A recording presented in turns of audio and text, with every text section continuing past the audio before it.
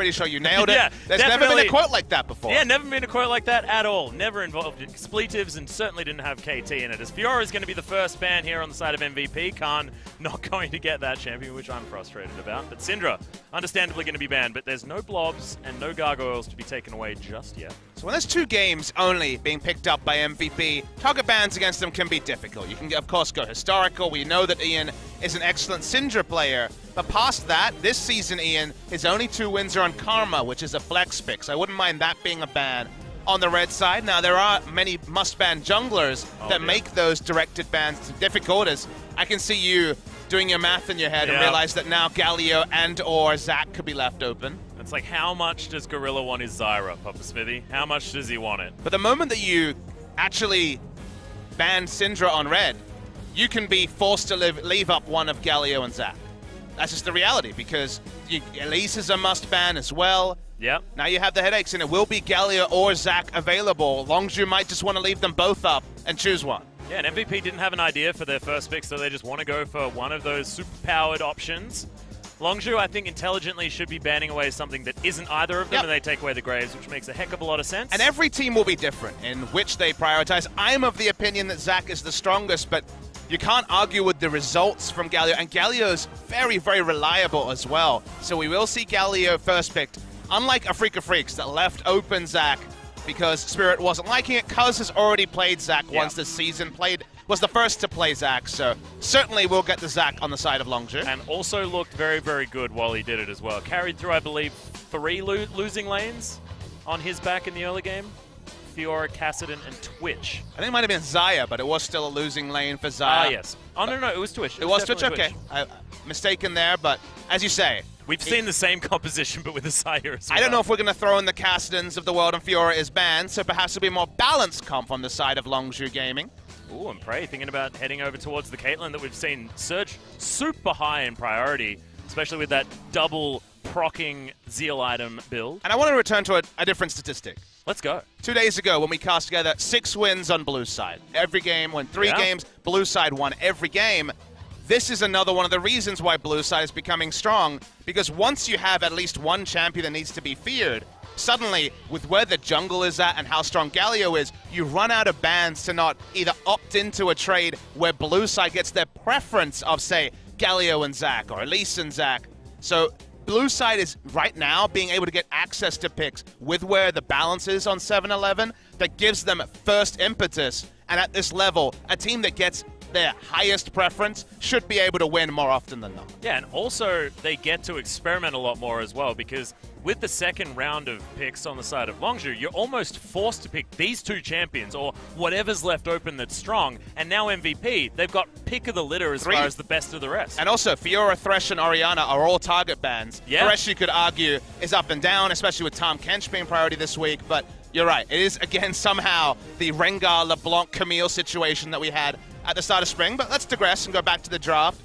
Maha finally getting onto the Varus that he played a lot in spring, hasn't gotten a lot of. On the side of Longzhu, they will be going for Khan on the Rumble. First Rumble game was actually very good. We saw it from him just, last time out, so gets to return to that. And I think that will be a Jungle Gragas from BM.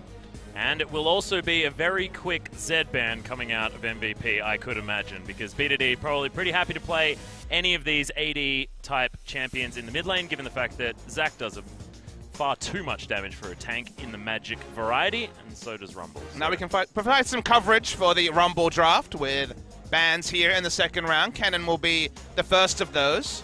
Will we see a Jarvan ban, just to stop it being the bouncy castle with Gragas, Jarvan, and Galio? It's not quite the trio we had to deal with the other day, Atlas, the Zac, Galio, and Jarvan, but it's pretty close. I feel like that Talia ban is almost a throwaway here by MVP. It would almost be way too much magic damage if that was to be picked up, but there is something fun about kidnapping people over a big wall, so I could see that happening.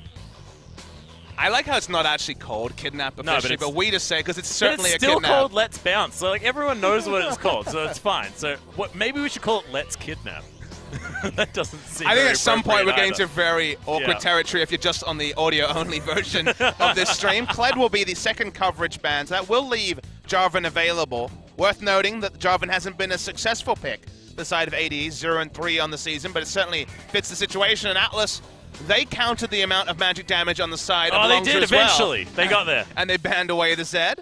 So now we're just hoping and praying for Lucian. the BDD talent. Or Lucian. Or Lucian. Or even Jace fits this composition quite Agreed. nicely. Jace would not be bad, but... ADD could pick it for the top lane, get some denial in there, but Gorilla thinking about going for the Braum Caitlyn, which is a large amount of power there towards the bottom side of the map, especially when you can pick it away and not have it be the pseudo counter to the Zac that we saw players like Marta utilize. And I think even more importantly, great answer to the explosive cask as well. Yeah. So that was one of the big engage tools that MVP have already selected. So nice spot for Braum, has been rising in popularity. Melee supports are back. Yeah, that's the way. Where's the Leona's, Papa Smithy? That's all we need. They're coming. You know, Marta will play the Leon at least once this season as MVP decide they're going to be playing Jace. Going to be a top lane Jace into Rumble, almost certainly. Trying to find a laning pick that, in this case, is not the Jarvan I was suspecting. So AD wants to get away from that and just try to accelerate a shock blast the Rumble out of lane. I think that's good for adding some extra damage as well as denying it from BDD. There are a lot of things that MVP's composition has done well now, and the Tahm Kench, which has been a large priority, is going to be picked away as there's the Lucian. I'm feeling it. Oh, Papa Smithy. This is what we're looking for. This is what we wanted. We got Faker on the Lucian. Must be time for BDD on Lucian. Physical damage mid laner, highly prioritized. Zed gone. Jace gone. Waiting for the last few seconds to confirm it, and we will have BDD jumping onto the Lucian. First ever competitive game for BDD on Lucian. His mechanics are right up there with the best. It's going to be a treat. Yeah, he's going to be skating around the rift, especially after a few levels, Papa Smithy. I'm really excited to see whether he can do it. But Ian, I mean, Jace still has a lot of lane pressure. Maybe not so much against Lucian that left to his own devices can really run over the top of you. But MVP's composition looks strong. Longzhu once again have the Zac. Some coveted picks over their side, but with Tahm Kench as well as Galio, Gragas in a great spot in the jungle there as well. There are a lot of things to get excited about for both of these compositions. And the cool thing about the drafts is it feels like for once we do have an independent variable. We do have a scientific experiment. I don't feel like there's a huge drafting advantage on either side, so it does really feel like the power level of Galio versus the power level of Zac can be tested more empirically than we've been able to before. And it doesn't have sort of the thresh there to try and cancel out the Zac as well. This is not a Zac that is hindered in any way by almost any of these picks, really. Not in a massive way anyway, so we'll see who's going to be able to get ahead. Beyond versus Cuz. Beyond will have some tools to at least deal with Zac trying to get around. Belly Bop will certainly help if he's trying to cancel any of those elastic slingshots, but Prey versus Maha, we've got a lot of range in this Caitlyn lane, and with Braum there to support only against that of a Tahm Kench, Caitlyn should theoretically run away with this, especially given the power of Prey's Caitlyn and Prey's AD carry just in general. So let's do it, ladies and gentlemen. Let's hop on the rift for game one.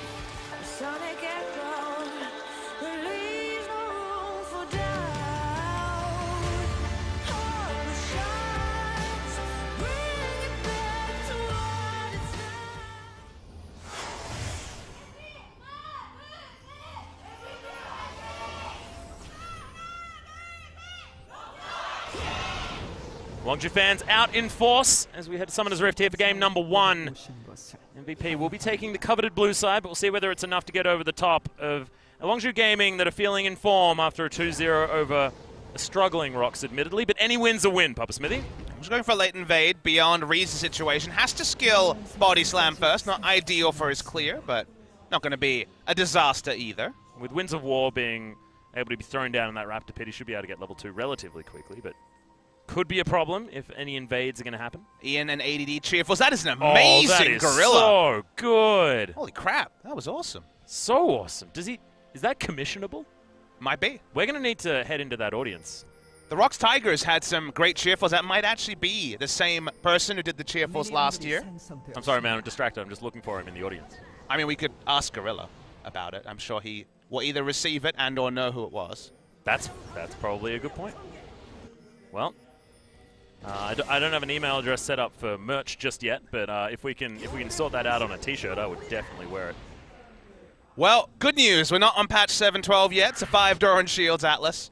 You know, we might have some time and some latitude to talk about silly things today, so... I already talked about silly things because I was talking about Lucian versus Jace. which is completely wrong. Oh, I knew it was Lucian versus Scala. That was yes, no, by you. I theoretically knew. So already the silly things are popping out left, right, I feel like we should start our Doran Shield counter. Oh, here we are. It's at 5. 5 for the day. Note that down. Come on, you got a pen. Write it down. 5 feels pretty standard. 5 of the D Shield. I want to see 7. 7's the number that we haven't achieved yet. 7 Yeah. in one game, of course, is what you're talking about. So Gragas started on his Raptors and then jumps over. Sorry, Zach started on Raptors and then jumped over looking for the steal onto Beyond's blue buff. It's going to be a smite battle. Wow, and he's just going to take it away. Feels like he could have combined his W auto attack and smite better there, Beyond, but Invader's advantage was surprised and flustered and goes over to side cuz. Ian? Hey, what are you saying? You got all of them. Yeah, but he threw a skill out for no reason in the wrong direction, Papa Smithy. He knew that if it just clipped with the Winds of War, he'd be able to auto-attack them. Ah, beautiful. Okay. It's next level. That is next level. That was probably exactly what I was trying to do as well, and I'm just a fool. Well, we knew that before we started. Hey, easy. Don't want to start too early, Papa Smithy. Sometimes the lane pressure. Do expect there to be an advantage in the bot lane for Longzhu. In the mid lane, especially early, the ranged auto attacker will have the advantage. And Jace usually has the run of the lane against Rumble, but we'll get pushed in very early. Again, the Rumble changes haven't come through, so all the matches where he used to have a pushing advantage early, he still does. Beyond was discovered on this red buff. I was not going to head over and try and deny that one as well, but it will be a 3-buff start here for the Zac. Already off to a fantastic start. And that means he's going to get to that level 6 first. Probably Atlas. He has the comfortable jungling path. In terms of lanes to gank, bot lane is the only one who really is set up to gank. It's worth noting, given that Lucian and Rumble only provide damage at this point in the game. Yeah. Looking to combo with Gorilla, even pre-6. And, you know, if the Winter's Bite does land as well, that's high success chance, theoretically. Depending on whether they're going to land it on Max or Maha. Probably Max. Max is probably the one you want to take down. Definitely the one you want to. Beggars can be choosers, Papa Smithy. Not all the time. Kane. You actually pivoted pretty well to Kane there. Yeah. You weren't going to get to Canard. Isn't that the that's the cliche though, isn't it? I mean, I know it's beggars. It's more Canna. You know, like the C-A-N-N-A sound. There's no Y-ish sound at the end. Can be choosers. I think I'm just saying the thing in like the wrong country. You are. The accent is failing. Yeah, always is. Beyond, he's going to get aggressed on once again by Cuz and actually just thrown around. Cuz steals away another one. His smite fingers are on point. This is how you get to rank 2, Papa Smithy. I mean, Beyond was unlucky there. Because he was level 3, his smite would have been perfect if he was level 4, but because he was taken down and lost a camp earlier, was only level 3 and thus lost the smite war, so he'll be frustrated about that one. We'll get 4 from the Scuttle Crab, though. It's good heads-up play by Cuz to know that he will have that camp advantage. Just go aggressive when he likes to. That is 2 camps already stolen here at 5 minutes in. It's equated to a 500 gold lead for Longzhu. 11.5, though, as well. As I was slightly off, he's 1 experience away Beyond from getting to level 4. So, big level advantage. Oh, ADD, he's in trouble. Khan, once again, the prowess of this Rumble pick. You think of him more as these sort of duelist melee types, but Rumble's looking very, very strong. I mean, we're still learning what to think about Khan, because had that amazing debut, and you're like, was it a flash in the pan? But as he plays more and more champions that are of differing styles, like you note, he can play the Rumble. Is he the best Rumble in the league? We don't have that information yet, probably not. But got a hell of a lot of them, Papa Smithy. That's true. We do have some of the best Rumbles in the world here.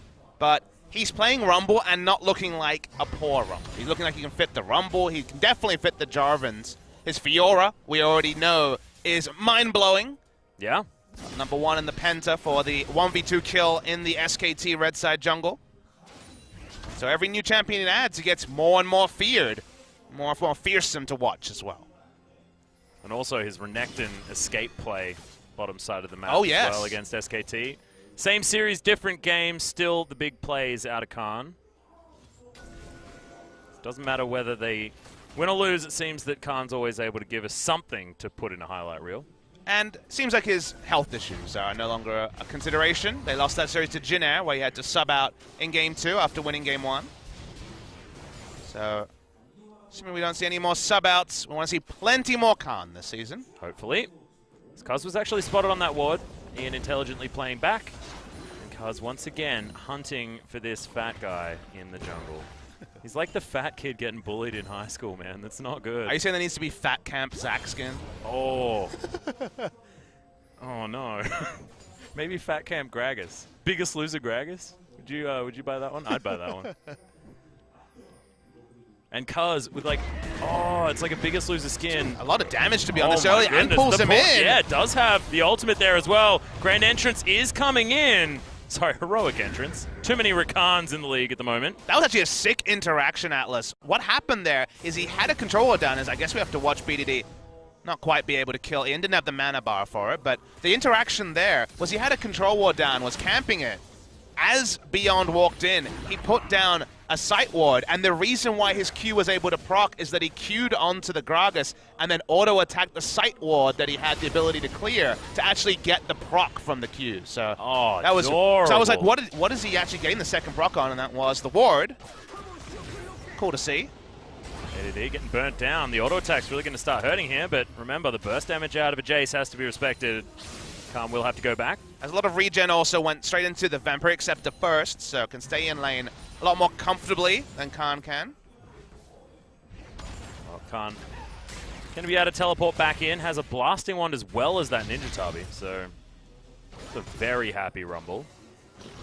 The pushing build wants to get the blasting wand on the way to Leandris, which you will buy regardless of what comp you're against, but Galio's certainly one you can prey upon. Going to be difficult for Galio to straddle the line between magic resist and armor this game. Armor going to be the first purchases because he's dealing with Lucian mid lane. Yeah, but also has to do with the Zac too, as Khan, he can clear out minion waves, head down there with an equalizer, so both of them just going to be relying on that passive shield. Here's Ian for surviving through the magic damage, and otherwise just dealing with BDD. And that's why it's always Elise or Zac plus one more to actually force the itemization out of a mid lane tank, because otherwise, if you go say Tilia as the only magic damage, then the strategy of kill Tilia and BK is a possibility, but here, because it's Zac and Rumble, we'll have to go further into that magic resist. Yep, always have to respect it as ADD pops down, clears out some control wards. Gorilla, he's looking to go home, grab the first back out of these supports, and Prey is having no trouble dominating this lane at the moment, given the fact that he has that huge range advantage. Maha and Max just trying to get through as best as possible. BDD grabs a blue buff for himself. Cooldown reduction always so good for Lucian, especially the mana regen as well. You can run through that as much as you want. Sitting on a casual 2,700 gold as Varus, even more for the side of Prey. Going to be very big first purchases. Yeah, Prey actually deciding to hold on. I wonder what he wants to grab for himself. Maybe the Zeal BF sword for the ultra buy, but he could probably already afford that. Could also be just a Shiv first or something like that. But the BF sword as a first purchase is usually pretty common, so a lot of different options for Prey. Rushing the Berserker Greaves also a possibility. Oh, Maha's looking for the Essence Reaver build. We saw this recently. I believe it was Def that pulled that one out earlier on in the week. Looking for some CC reliably to combo with the Hero's Entrance. Yeah. It's more utility-focused build. Does mean the damage will be a bit lower, but he has Jace top lane to pick up some of the slack. Also means that he'll be able to spam out more Qs. The extra cooldown reduction is good, and the mana regen that you get from critting those minions is going to help him stay topped up, so I like it. Prey going for the turret build, I like to call it, where you build some AD, some attack speed, try and avoid crit, and just kill structures forever. Worryingly, for the side of MVP, Longzhu's going for the get the Drake and win in CS in all lanes build. Ah, that build. The classic. Yeah, it's not a bad one. I mean, generally that's a winning strategy. Hard one to pull off every time, though. And also with no jungle attention in top lane, Jace not having a CS advantage, or at least forcing the Rumble out of lane is a problem. It seems like Gorilla's having a mouse issue from what we can see. Okay, as long as it wasn't Beyond getting frustrated about not being able to get the last... Yeah, Gorilla and keyboard mouse issue is what we've been told. The Wombo combo. That's a big problem. That's both of your peripherals. You can't play anything without that. Mata showed that you can game with just one hand, but you need both peripherals. Yeah, you need to be able to pick J support as well, do stuff like that.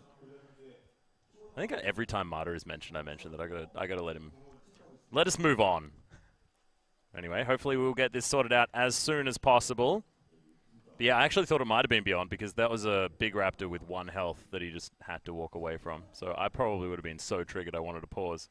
Unfortunately, another camp stolen by Cuz. In LCK, if you pause for a silly reason, we'll call it, then you do actually get a penalty in future matches. So yeah. Getting information that there might be a bit of an extended delay on this particular one, so gonna have to sit tight. Could be a long day, as we already know, Atlas, with our matchups. So yeah, time for us to get a bit silly, I think. I think it's time to get silly. I think it's also time to just focus on having a good time as well, Pop Smithy. I'm excited for tomorrow, Atlas, and that's because you're going to Japan. I'm going to Japan for the first time. I've never been, and everyone's like, but you're living in Korea. Japan's so close. Why don't you just go there all the time? I know. Why aren't you just rowing there? Well, it turns out I have in a boat. A whole lot of esports I need to cast. And when you actually try to make...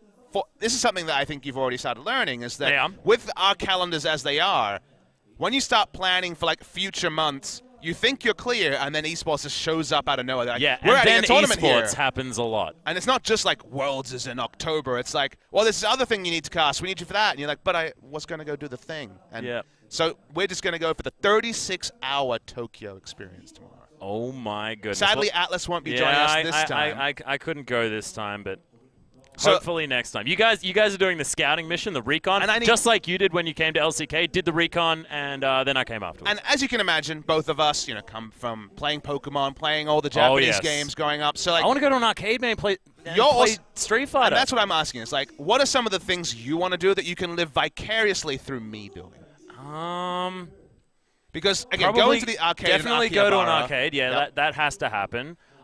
The thing that I want is just to walk around Japan and be confused by how different everything is. I mean, you live in Korea. It will be different in Japan, but I'm sure you've had the live in Asia, but life is confusing I'm already. on that trip at the moment, like I'm still excited about being confused by everything and how everything's different. That's on your bucket list, go to every Asian country and be confused? Yes, absolutely. I've already done China. I have done loads of different countries, so yeah.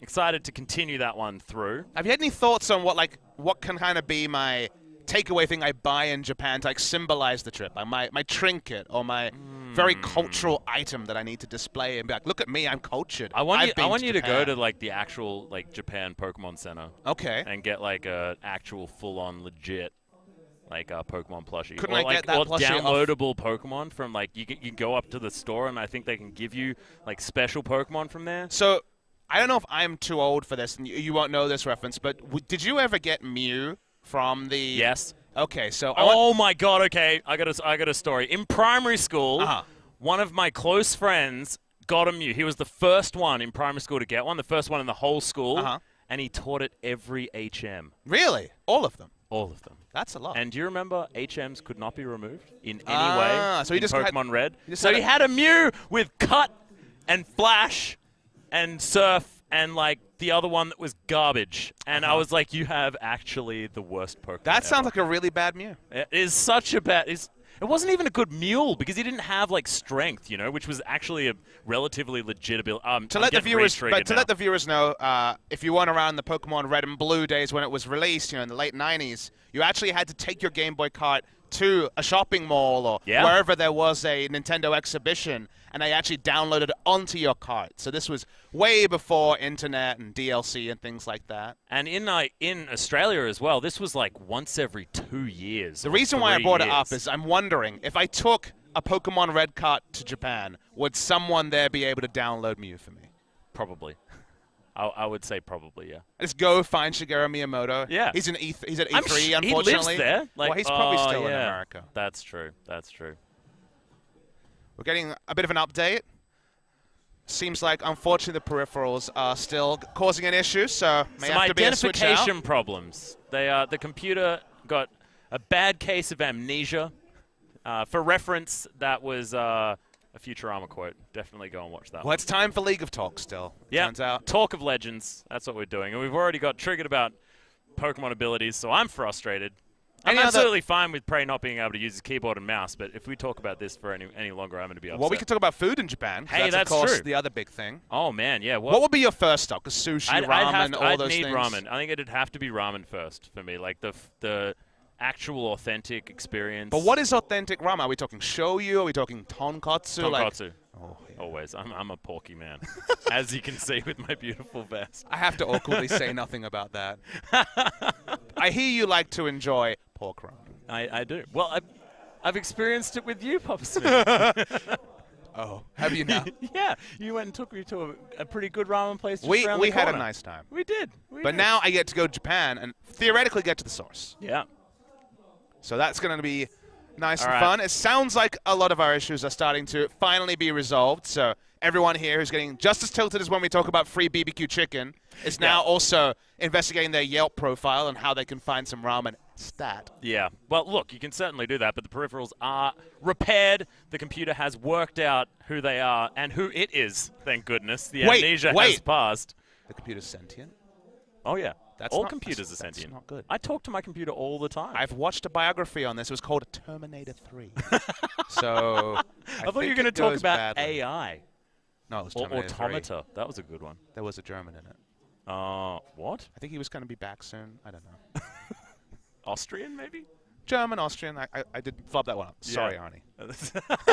Because he's a massive esports He fan, is! and he's got really large arms and could probably break us. So let's choose who we insult. It's like insulting The Rock. Not only is he a Why would lovely you man, insult The but Rock? he would break you in half. I heard Baywatch wasn't very good. Really? Yeah. Oh, God. He was in a Papa, Baywatch you've movie if done you it. didn't know. I know, but you've done it. You've done the insult. That's part of his work. That's his portfolio that you're putting holes in. Maybe it won't be a accentuated part of his portfolio, though. Maybe he'll downplay that part. Maybe it's just we're just going to stick to The Mummy. Is that what we're doing? That's right. The Mummy was 3? Was it the first one he was It in? might 2? have been the number 2 where he was Scorpion just the Kings? Scorpion King. Yes, okay. Yeah. For some reason I remember more than one Scorpion King. Then there was the third one which he starred in. That was bad. That was also And now bad. there's a new one without Brendan Fraser. Yeah, no Brendan Fraser, but somehow has Tom Cruise and a lady with only 2 eyes but multiple pupils and irises, which is exciting. I've never seen that one experimented with. You know, you see things with multiple eyes and you're like, oh, this is a humanoid with multi-eyes, but you don't see multi-iris all that much. I've got You know? nowhere to take this conversation at all. None. Well, There's no segue here. Yeah, you could talk. Of course, there's no segue here. We're on a shelf. That would be so dangerous. A shelf? Well, sort of a shelf. A balcony. Would Yes, you call more- this like it is the a balcony. LCK caster balcony? It's the best balcony you can have because the good thing about LCK is that, you're watching this broadcast. You guys are at home. It's probably very late. You're watching this and feeling a bit smug. You're like, Yeah. it's the best region. Well, guess what? We're on the LCK balcony. We're far above the fans here, actually. We can look literally down at them. It's great. I'm role-playing Just right now. do this one. Just I'm like, yeah, I'm above you. Literally. Wow. Yeah. Well, that's true. I mean, it's not true that you're above them, but it's true that we can theoretically do that, and hopefully that makes us feel better. That's what it's all about. This has been a long pause. This has been a really long pause because apparently the problems had been fixed, but no longer the case, ladies and gentlemen. So we're still getting into it. I can see the MVP guys just down here. How are they looking? To my right. They're looking bored. They want to get back into the game, Papa Smithy. When I think look at they're them- feeling like us. They might look a bit sad as well. I mean, there is the Somewhat whole... bemused. I believe bemused might be a good I think word. bemused is a little bit too... That's kind of like a 4.5 out of 10 on the happiness. I think they're more at a 3. Oh, shit. Forlorn. Yeah, forlorn. Yes. Okay.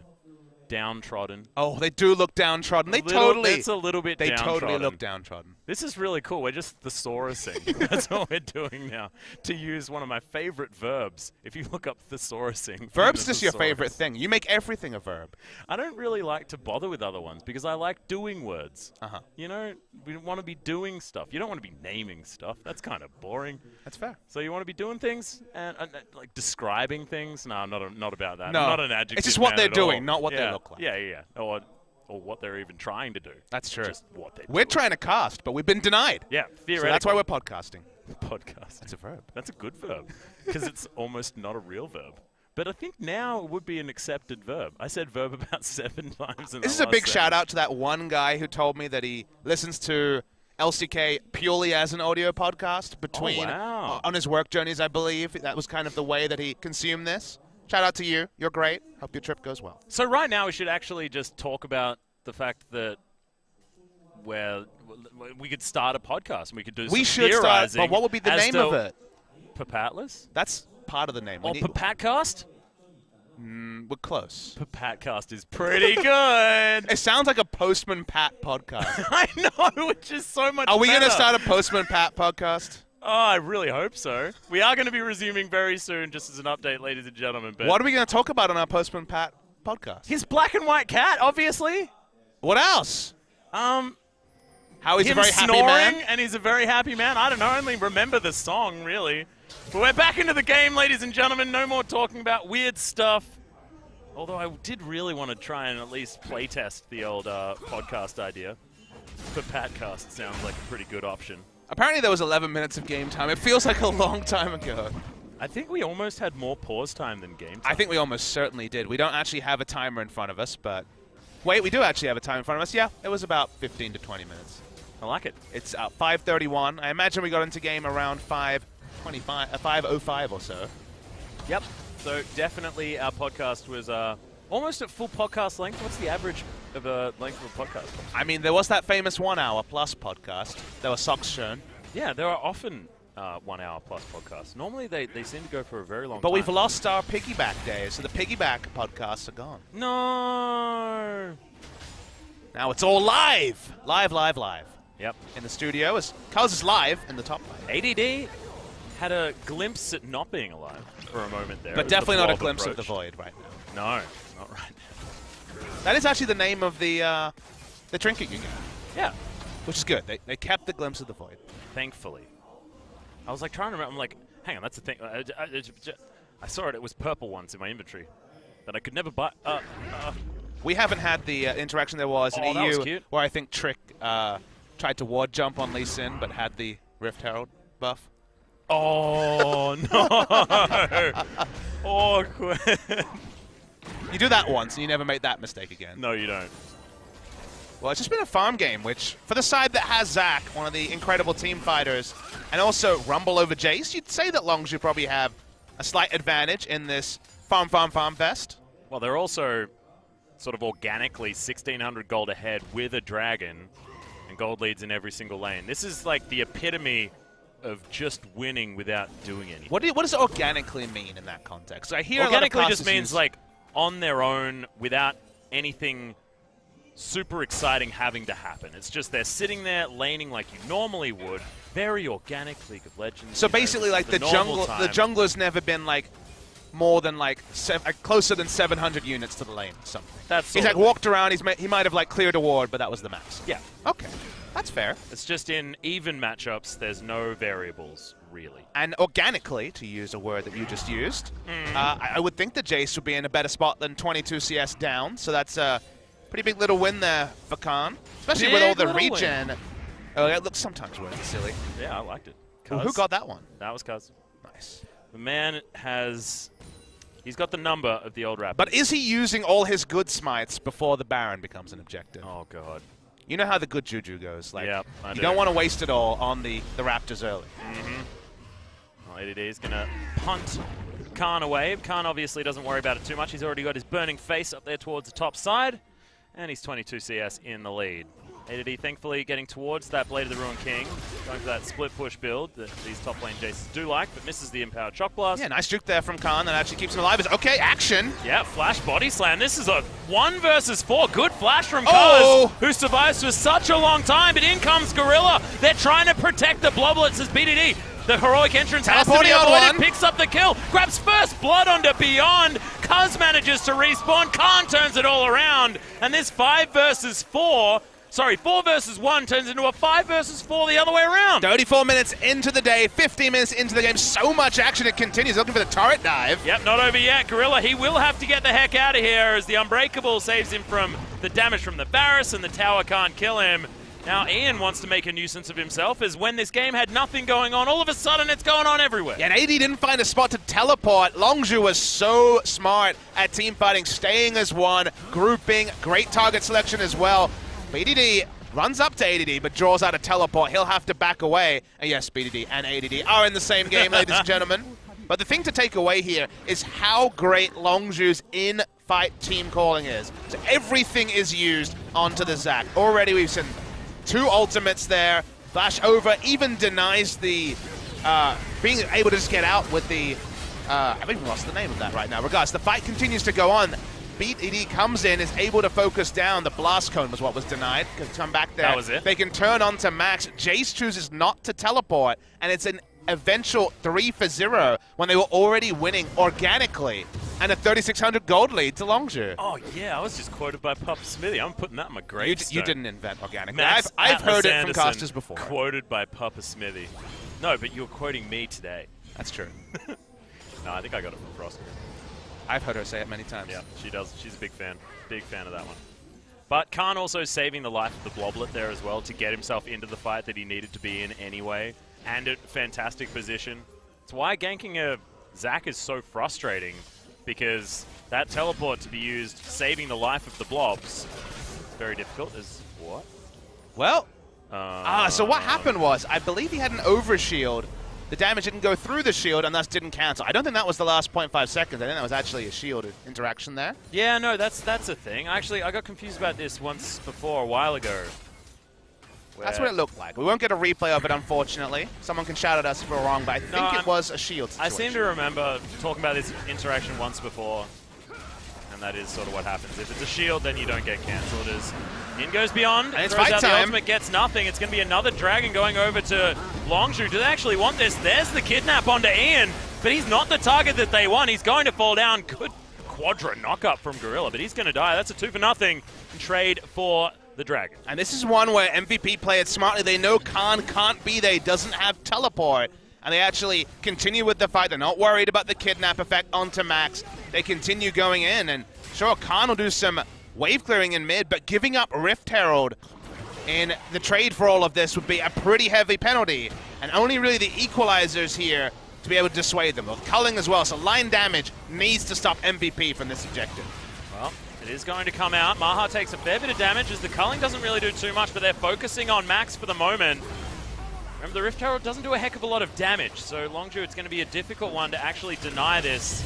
That was close by Prey, but he doesn't get it. Beyond is able to take the Rift Herald, wanders away with that one. Glimpse of the Void now in his trinket slot. While they didn't have as impressive a team fight and display as Longzhu, with similar resources, MVP get more objectives, specifically being able to also pick up the Rift Herald. We'll see how they're able to use it. Is on to Beyond with that pickup. Taking the mid or bot lane turret would accelerate the pace of the game, and maybe the bot lane to stop the Drake stacking is going to be not necessarily of equal value, as they already have top lane turret, and taking mid would increase Baron priority for MVP. Yeah, Prey pushing up. Yeah, taking a bit of damage there from Maha, who should be able to protect this turret at least for the time being. Beyond going to be just tugged back there by Cuz, who looked like he was desperate for a friend. I mean, Cuz does look like, to be clear, though, someone who knows the limits of the Zac. Oh, yeah. Understands the Q interactions better than some of the junglers we've seen. So waiting for the massive kidnap, but there's some team fights in the future where we'll see that. Longzhu just rotate their top lane, their bot lane to the top lane, take an objective, but no Rift Herald to fall back on because of their earlier misfire around the bot side of the map. Well, it's just Caitlyn doing Caitlyn things on that top side. BDD continuing to be able to shove this one through relatively easily. Return of the Blade the Ruin King build onto Jace. People play around with this. Great for the split push, but also great for just turning on to Cuz at 2 items, which would be Black Cleaver and the Blade the Ruin King, and just trying to assist in taking down the super tank that is the Zac. Well, BDD should be able to find ADD here. This is why he's the upgraded version as the culling comes down. That is going to be BDD grabbing it in the end. Not investing too much there apart from Gorilla's exhaust in order to lock that one down. So nicely done from Longzhu. They had Rift Herald here, MVP. They could have made a play as they saw 3 people enter the bot lane with the Rift Herald, but they choose to hold on and wait for the respawns to MVP. MVP's big problem in that series against SKT, especially in game 1 where they got a big lead, was translating a good early game into a stronger mid game. They really fell away. They didn't apply a lot of pressure. There were a lot of situations like this where they would lose resources when they were ahead. This time they're behind, so it's a little bit different, but they do have a trump card. They do have the Rift Herald that can force the positioning of a team, even if they're behind in gold. Waiting to see where they actually invest this Rift Herald as the buff does start to time out. Yeah, and it seems like they're good at doing that first thing that can get them an opportunity to then capitalize. It's the capitalizing that they never seem to manage. Why in spring, they could play pick comps super well. They understood get a pick, always. get an objective, get a pick, get an objective. When they tried other types of comp, it often left them wanting. Now, pick comps were very much in meta, and pick top laners especially. Now you have fighters in the top lane. Pick comps are a little bit less reliable with just the champion pools that are meta right now. So they've been forced to find other strategies like putting AD on Jace, a carry from the top lane. And sure, there's still pick elements, but the Sion, Elise, Jace, Ashe comps that were meta in spring season, not as meta in summer. Well, now we've got a Rift Herald heading up in the mid lane, so hopefully MVP can at least try and get a slam. Won't take this turret down, but we'll do a chunk of damage. Kind of a pretty poor use of the Rift Herald, though, if you think about it. Only gets the initial burst and no more. There wasn't anyone assisting it. They didn't put down advanced vision. It feels bad to pile on a team that are 0-8, but macro is not something they do well, and this is a macro play right here from Longzhu. I would say so. They're already doing a heck of a lot of damage to it. Half health on the Baron right now as Ian's going to come in. Beyond is nowhere to be seen. That's just going to be smited away. Now Longzhu have a man advantage heading over. Lost a lot of health as Ian. Huge taunt, but BDD gets out of the way. The culling on Maha gets him completely out of the fight, and he's explosive cast away. That is not the direction that it wanted to go, as Ian has the heal from Maha, but it's Longzhu that have control of this fight.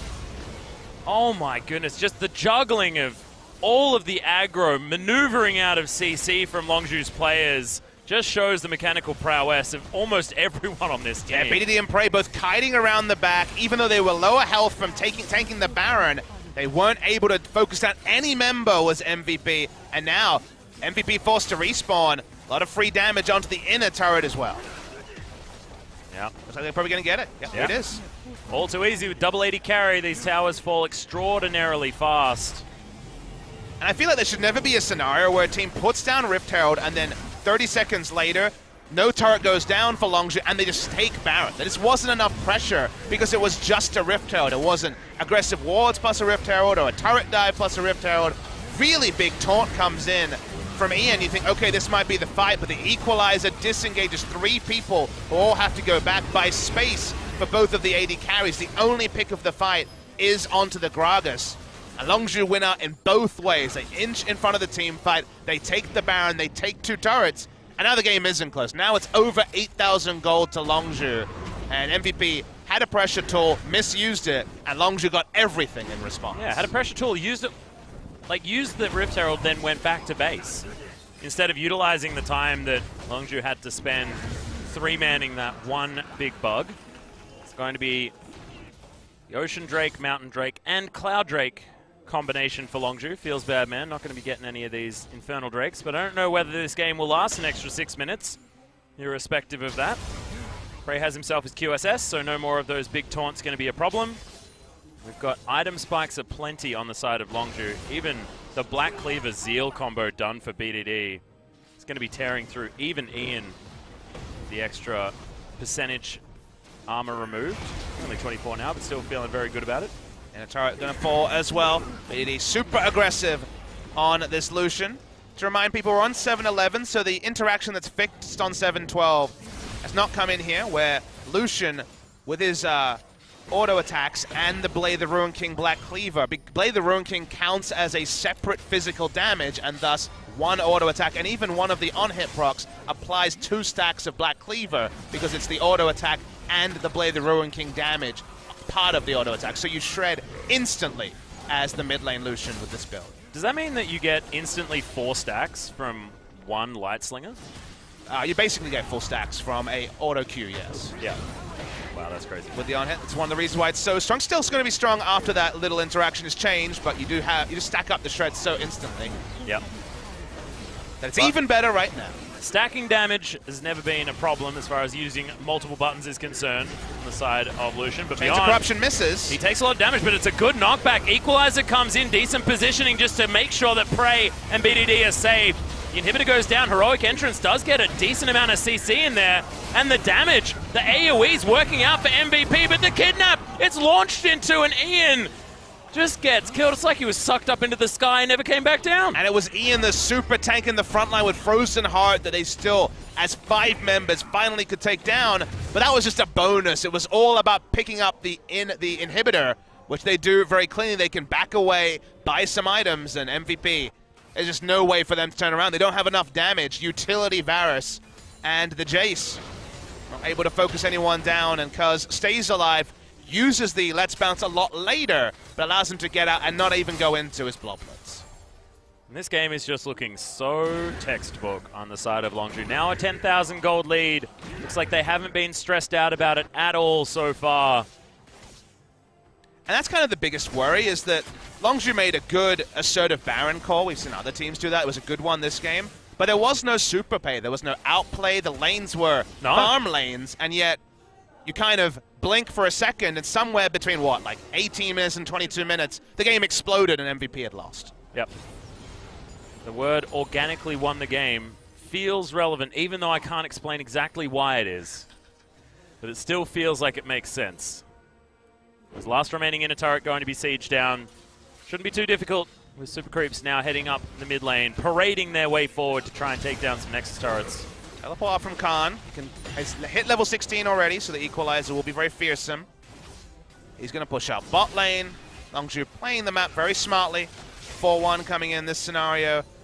Kaz doesn't have to be in vision to bounce over. Does return to vision now. Yep. The zoning slingshot means that absolutely no one can do anything, and it secures the turret for them. So one of the powers of Zac is that even if he's in vision, you can utilize that in order to take objectives. And all the minion waves are interacting.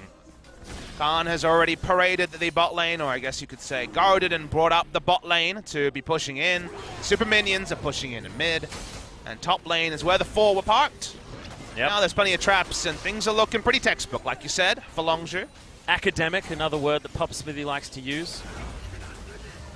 This is clean. Clean League of Legends. Very clean. And it just doesn't look like MVP really had much of a way in this game. It seems the Zac was a stronger pick than the Galio, but ADD, he's going to get taken down. Khan just didn't want to get booped away. That was actually sick. He flashed over his own ultimate to corral the Jace into standing on the Equalizer. That was cute from Khan. Very cute. That was some advanced techniques. He's definitely been reading the further chapters of this particular academic textbook. Oh, this is excellent. He's an AP student. We're utilizing so many words today. We were forced to. That was a very long pause. Very long pause, yeah. Okay, teleport's going to come in. Khan's going to keep this minion alive. No fortification for this turret. This Prey should be able to get some free auto attacks. There's a double knock-up. Nice taunt comes in, but the knock-ups from everything that Longzhu are throwing out are working. The triple kidnap, and Longzhu's damage is gigantic.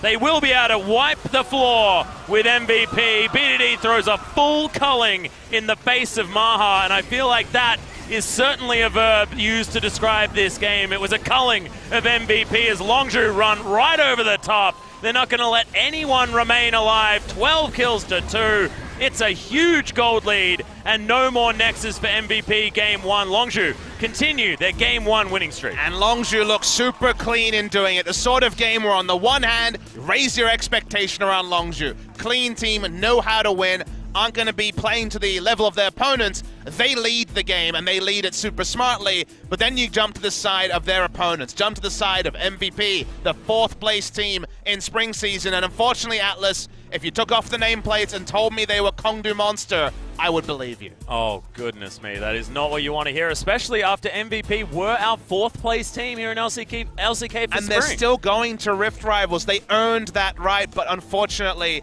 they need to find some form, and they need to find it soon. Didn't have a great 5 minutes like versus SKT Game 1. Didn't have a great mid-game because the game was over before the mid-game in this one. To me, their use of the Rift Herald was unfortunately the most MVP thing about this particular game, where they realized they had the buff. It was below 50%, so, well, I hear getting mid lane charge is good. Stick it mid, and hopefully it'll kill it, but no, there wasn't the advanced wars. There wasn't a setup. It was just use an objective in the lane they wanted, and you can't just go for those very low-level plays. You need to plan around things. It needs to be the multi-step process, and unfortunately, MVP, they're stuck on process level 1. Yes. And all of their lanes lost. The classic MVP moment for this game was when they got 2 kills, weren't able to secure a dragon, but then moved over, grabbed a Rift Herald, and you're like, yes, momentum.